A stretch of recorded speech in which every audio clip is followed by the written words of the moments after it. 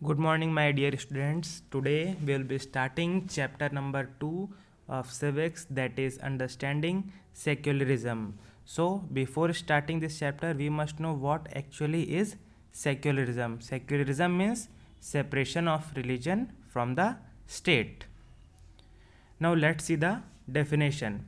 The principle of separation of the state from religious institution means the state and the religion are two different things in terms of secularism.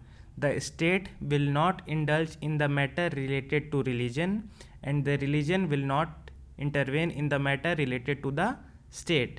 So it means principle of separation of government institution and persons mandated to represent the state from religious institution and religious dignitaries, means separation of government institution from religious institution, okay, is known as secularism.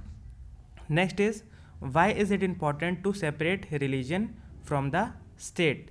As you all know, all countries have more than one religious groups, so it is important for proper functioning of democracy, okay. It also prohibits the domination of one religion over the another, and also there is always one group that is in a majority, okay, in every country. If the majority religious groups has access to state power, then it could result in the discrimination or at times even the killings of religious minorities also. Next is to protect the freedom of individuals to exit from their religion, embrace another religion, or have the freedom to interpret religious teachings differently. Means individuals should be free to exit from their religion, okay, and interpret religious teachings differently. Thus there are two reasons that make democratic societies to follow secularism, okay. Next is, what is Indian secularism? Now you all know our Indian constitution states that India is a secular state, okay. What is the meaning of secular state? That one religious community does not dominates the other. Some member do not dominate other members of the same community, okay, and same, the state does not enforce any particular religion, means state does not have any particular religion nor take away religious freedoms of individuals, means they can't influence the religious views of any individual in the country. Next is, in the following ways the Indian secularism works. What happens? The Indian state does not support any one religion, okay.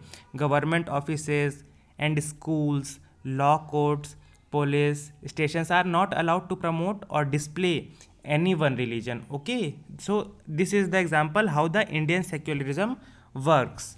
It does not interfere with the religious practices also, okay.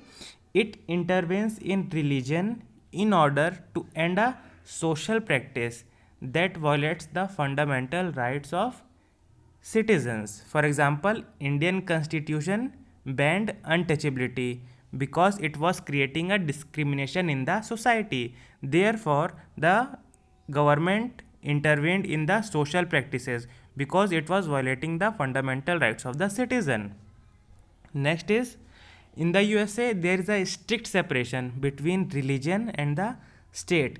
It means that neither the state nor religion can interfere in the affairs of one another.